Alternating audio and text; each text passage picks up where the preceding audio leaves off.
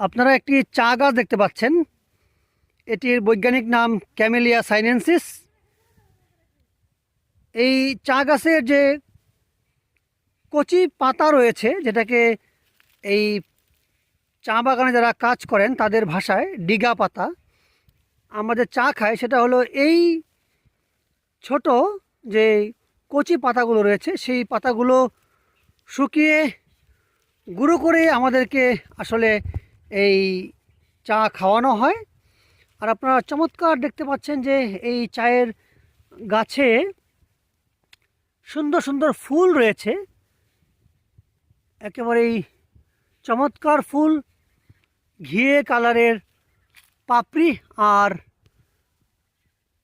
কেশরগুলো অর্থাৎ স্ত্রী ও পুং কেশরগুলো মাঝে গোল্ডেন কালারে দেখতে পাচ্ছেন আপনারা।